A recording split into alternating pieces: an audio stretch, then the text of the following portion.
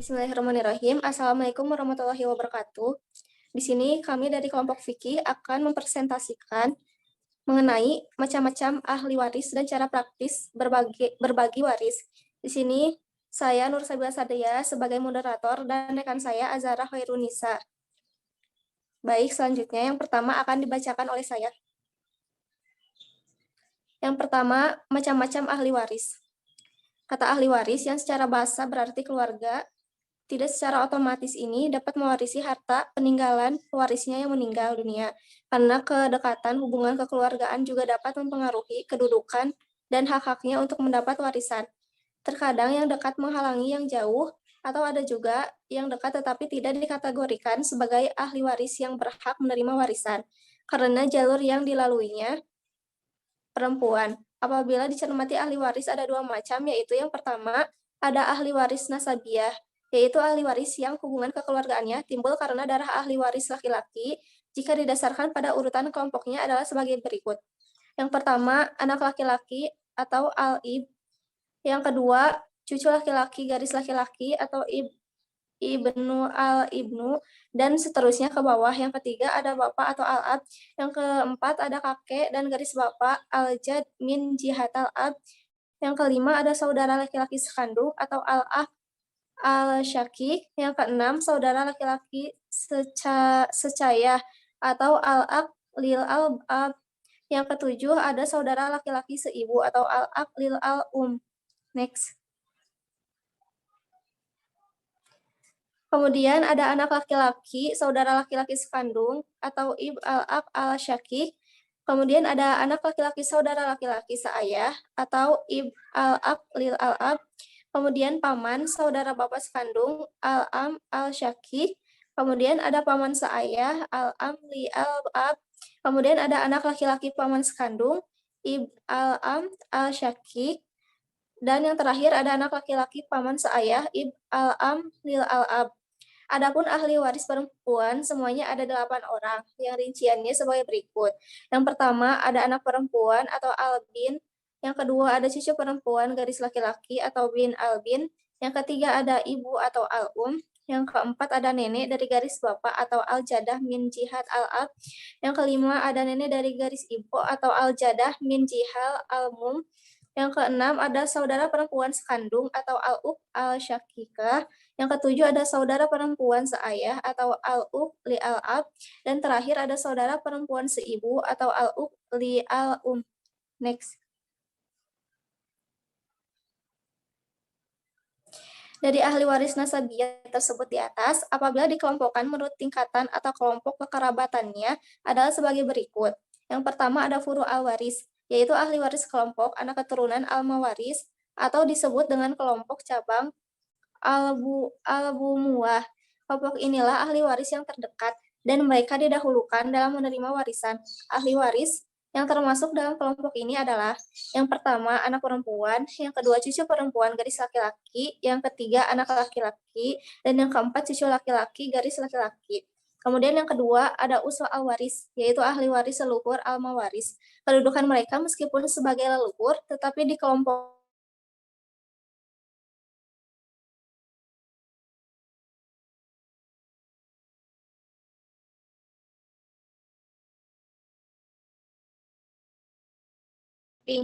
termasuk di dalamnya saudara, paman, dan keturunannya seluruhnya ada 12 orang, yaitu saudara perempuan sekandung, saudara perempuan seayah, saudara perempuan seibu, saudara laki-laki sekandung. Next.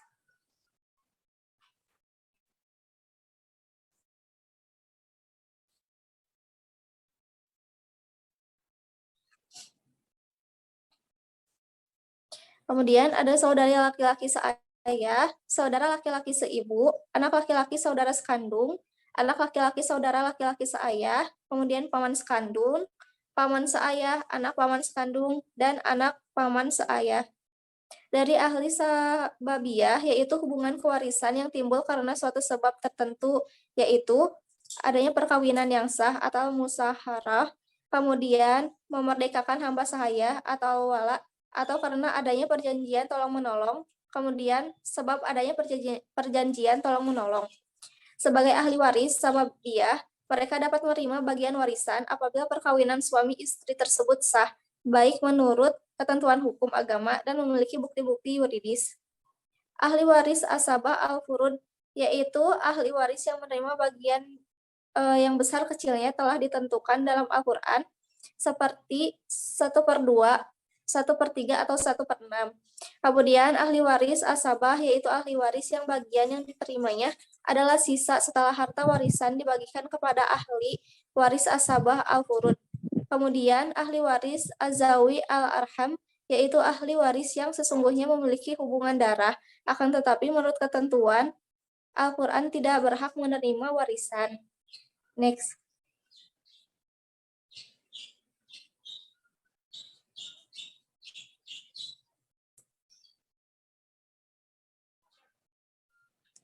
Next.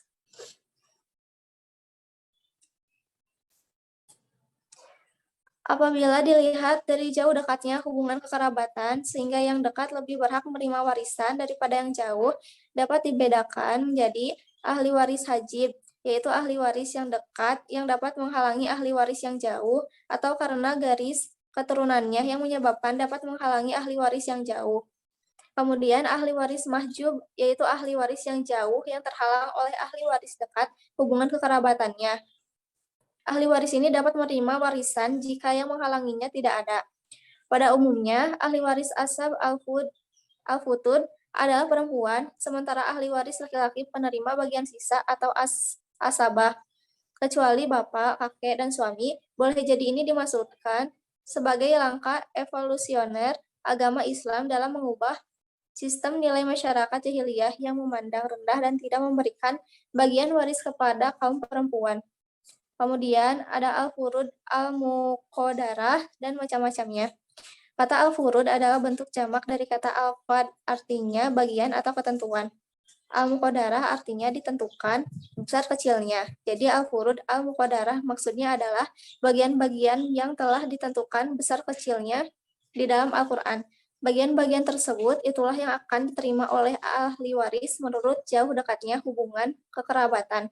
Adapun macam-macam al-furud al-muqadarah yang dalam Al-Quran ada 6 macam, yaitu setengah atau separuh, 1/2 al-nis, 1/3, 1/3 al-tulus, 1/4 yaitu al-rubu, 1/6 yaitu al-sudus, 1/8 adalah al-sumun, dan 2/3 al-sulusain. Next.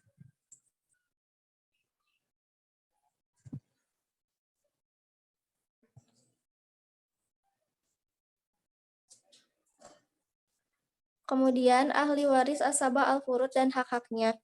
Pada umumnya, ahli waris ashab al-furud adalah perempuan, sementara ahli waris laki-laki menerima bagian sisa asabah, kecuali bapak, kakek, dan suami. Boleh jadi ini maksudnya sebagai langkah revolusioner agama Islam dalam mengubah sistem nilai masyarakat jahiliyah yang memandang rendah dan tidak memberikan bagian warisan kepada kaum perempuan. Bahkan mereka diperlakukan sebagaimana halnya barang yang hanya bisa memiliki tetapi tidak dapat memiliki sesuatu. Adapun bagian-bagian yang diterima oleh al-asab al-furud adalah sebagai berikut. Yang pertama, anak perempuan berhak menerima bagian 1/2 jika seorang tidak bersama anak laki-laki, kemudian jika 2 orang atau lebih tidak bersama dengan anak laki-laki. Kemudian yang kedua, cucu perempuan garis laki-laki berhak menerima bagian 1/2 jika seorang tidak bersama cucu laki-laki dan tidak terhalang atau mahjub. Kemudian jika 2 orang tua orang atau lebih tidak bersama dengan cucu laki-laki dan tidak mahjub, sebagai penyempurna atau takmilah li al-sulasain. Jika bersama seorang anak perempuan, tidak ada cucu laki-laki dan tidak mahjub. Jika anak perempuan 2 orang atau lebih, maka ia tidak mendapatkan bagian. Kemudian yang ketiga, ibu berhak menerima bagian 1/3 jika tidak ada anak atau cucu atau far'u mawaris atau saudara 2 orang atau lebih. Kemudian 1/6 jika ada far'u waris atau bersama 2 orang saudara atau lebih. Kemudian 1/3 sisa dalam masalah gorawain, yaitu apabila ahli waris yang ada terdiri dari suami atau istri, ibu, dan bapak. Next.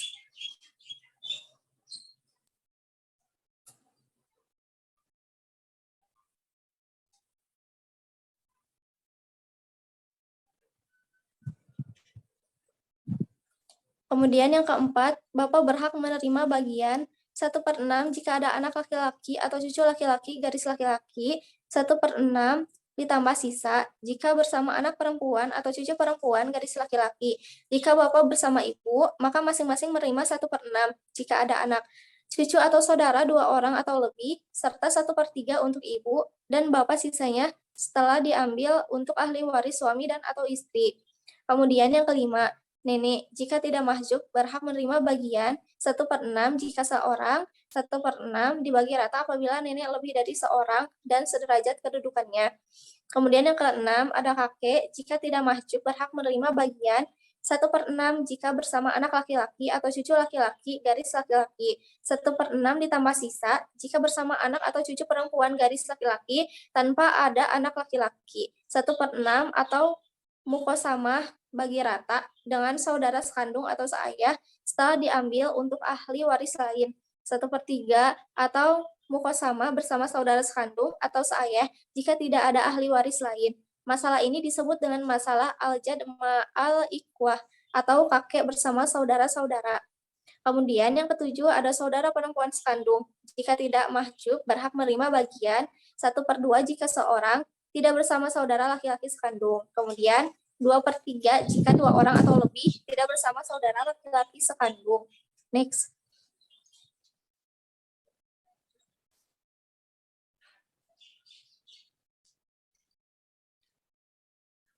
Kemudian 8 saudara perempuan seayah. Jika tidak mahjub, berhak menerima bagian 1/2 jika seorang dan tidak bersama saudara laki-laki seayah. Kemudian 2/3 jika 2 orang atau lebih tidak bersama saudara laki-laki seayah. 1/6 jika bersama dengan saudara perempuan sekandung seorang sebagai pelengkap 2/3 atau takmilah li'al sulasain. Kemudian yang kesembilan, saudara seibu, baik laki-laki atau perempuan kedudukannya sama. Apabila tidak mahjub, saudara seibu berhak menerima bagian 1/6 jika seorang, 1/3 jika 2 orang atau lebih, bergabung menerima bagian 1/3 dengan saudara sekandung ketika bersama-sama dengan ahli waris, suami dan ibu. Masalah ini disebut dengan masalah musyarakah. Kemudian yang ke-10, suami berhak menerima bagian 1/2 jika istrinya yang meninggal tidak mempunyai anak atau cucu, 1/4 jika istrinya yang meninggal mempunyai anak atau cucu. Kemudian yang ke-11 ada istri, berhak menerima bagian 1/4 jika suami yang meninggal tidak mempunyai anak atau cucu, 1/8 suami yang meninggal mempunyai anak atau cucu. Next.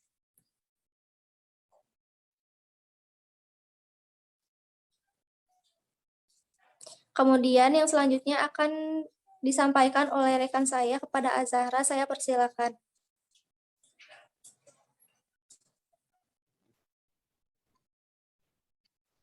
Ya, bismillahirrahmanirrahim. Saya akan melanjutkan presentasi ini. Jika seluruh ahli waris tersebut di atas ada semua, maka tidak seluruhnya menerima bagian karena ahli waris yang dekat hubungan kerabatnya menghijab ahli waris yang jauh. Maka dari mereka itu ahli waris yang dapat menerima bagian adalah anak perempuan 1/2 cucu perempuan, garis laki-laki 1/6 ibu, 1/6 bapak, 1/6 sisa istri atau suami 1/8 atau 1/4.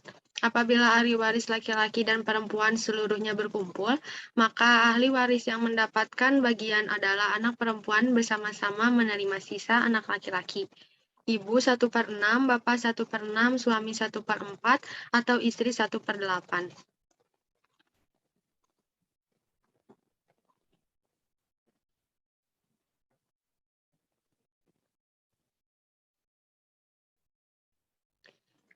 Yang selanjutnya, ada ahli waris asabah dan macam-macamnya. Asabah adalah bagian sisa setelah diberikannya kepada ahli waris asbah al-fuld.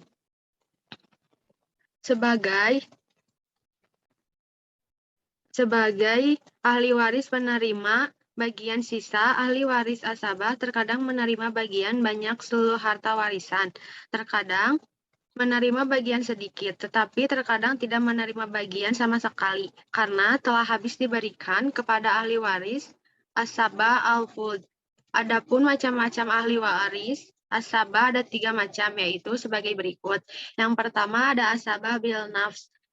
Ahli waris kelompok ini semuanya laki-laki kecuali mutikoh, orang perempuan yang memerdekakan hamba sahaya, yaitu anak laki-laki, cucu laki-laki dari garis laki-laki, bapak, kakek dari garis bapak, saudara laki-laki sekandung, saudara laki-laki seayah, anak laki-laki saudara laki-laki seayah, paman sekandung, paman seayah, anak laki-laki paman sekandung, anak laki-laki paman seayah, mutik, dan atau mutikoh, anak laki-laki atau perempuan yang memerdekakan hamba sahaya. Yang selanjutnya ada asabah bil goir, yaitu ahli waris yang menerima bagian sisa karena bersama-sama dengan ahli waris lain yang telah menerima bagian sisa. Apabila ahli waris penerima sisa tidak ada, maka ia tetap menerima bagian tertentu. Al-fud al-muqaddarah. Ahli waris penerima ashabah bil al-goir tersebut adalah anak perempuan bersama-sama dengan anak laki-laki, cucu perempuan garis laki-laki bersama dengan cucu laki-laki garis laki-laki, saudara perempuan sekandung bersama saudara laki-laki sekandung, saudara perempuan seayah bersama dengan saudara laki-laki seayah. Ketentuannya yang berlaku apabila mereka bergabung menerima bagian asabah, maka bagian ahli waris laki-laki adalah 2 kali bagian perempuan. Yang ketiga, asabah bil ma'a al-goir, yaitu ahli waris yang menerima bagian sisa karena bersama-sama dengan ahli waris yang tidak menerima bagian sisa. Apabila ahli waris lain tidak ada, maka ia menerima bagian tertentu. Al-fud al-muqaddaroh. Ahli waris yang menerima bagian asabah ma'a al-goir adalah saudara perempuan sekandung, seorang atau lebih, bersama dengan anak perempuan atau cucu perempuan garis laki-laki, seorang atau lebih, saudara perempuan seayah, saudara perempuan seayah, seorang atau lebih, bersama dengan anak atau cucu perempuan, seorang atau lebih. Ahli waris zawi al-arham.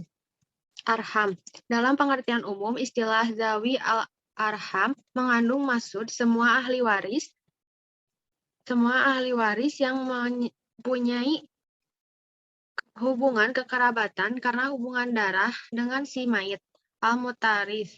Di dalam pembahasan fikih muwaris, terminologi zawi al-aram digunakan untuk menunjukkan ahli waris yang termasuk ke dalam ahli waris asabah al-fud dan asabah al-asabah, asbab al-asabah. Oleh karena ini, mereka itu tidak berhak menerima bagian warisan sepanjang ahli waris asab al-fud atau ashab al-hasabah ada. Menurut Ibnu Rusyid, ahli waris yang termasuk dalam zawi al-arham adalah yang pertama ada cucu yaitu laki-laki atau perempuan dari garis perempuan, anak perempuan dan cucu perempuan saudara laki-laki bin al-haq, anak perempuan dan cucu perempuan saudara perempuan bin al-huk, anak perempuan dan cucu perempuan paman bin al-am, paman seibu al-amli al-um, anak dan cucu saudara-saudara laki-laki seibu, aulad al-aklil al-um, saudara perempuan bapak, al-amah, saudara-saudara ibu, al-khal al-khalak, olah kakek dari garis ibu, al-jad min jihad al-um, nenek dari pihak kakek, al-jaddah min jihad al-jad. Yang selanjutnya ada ahli waris Maulana al-Mutik. Maulana al-Mutik, budak yang telah dimerdekakan tuannya. Adapun status perkawinan mutik dan mutikoh adalah sebagai ahli waris sababiyah. Mereka dapat mewarisi bagian sisa karena sebab tindakannya memberi kenikmatan dan derajat kemanusiaan yang sama dengan orang lain kepada hamba sahaya. Dalam kaitan dengan maula al-Mutik atau hamba yang telah dimerdekakan, menurut mayoritas ulama dikatakan tidak bisa mewarisi harta peninggalan tuannya. Tidak mempunyai ahli waris, harta peninggalannya diberikan kepada bait al-am. Menurut Qadi Syuriah dan Taus, Maulana al-Matik berhak mewarisi harta peninggalan tuannya apabila tidak mempunyai ahli waris. Dan selanjutnya ada ahli waris yang terhijab. Hijab secara harifah artinya satir, penutup atau penghalang. Dalam fikih mawaris, istilah hijab digunakan untuk menjelaskan ahli waris yang berhubungan kekerabatannya jauh, yang kadang-kadang atau seterusnya terhalang hak-hak kewarisannya oleh ahli waris yang lebih dekat. Ahli waris yang menghalangi disebut hajib, dan ahli waris yang terhalang disebut dengan mahjub. Keadaan yang terhalangi disebut dengan hijab. Hijab ditilik dari akibatnya ada dua macam. Pertama, hijab nukson, yaitu menghalangi yang berakibat mengurangi bagian ahli waris yang mahjub, seperti suami yang seharusnya menerima bagian setengah, 1/2 karena bersama baik anak laki-laki maupun perempuan. Bagiannya terkurang menjadi 1/4, ibu yang sedianya menerima bagian 1/3 karena bersama dengan anak, atau saudara 2 orang atau lebih terkurangi bagiannya menjadi 1/6. Kedua, hijab hirman, yaitu menghalangi secara total. Akibatnya, hak-hak waris ahli waris yang termahjub tertutup sama sekali dengan ahli waris yang menghalangi. Misalnya, saudara perempuan sekandung yang semula berhak menerima 1/2, tetapi bersama dengan anak laki-laki menjadi tertutup sama sekali dan tidak mendapat bagian. Nah, di sini ada aul, yaitu keadaan jumlah bagian para ahli waris boleh jadi lebih besar dari satu atau jumlah saham lebih besar dari asal masalah. Menurut istilah, yaitu bertambahnya jumlah harta waris dari yang telah ditentukan dan berkurang bagi para ahli waris. Dan ada rod, yaitu berkurangnya asal masalah dan bertambahnya jumlah bagian. Rod merupakan kebalikan dari aul.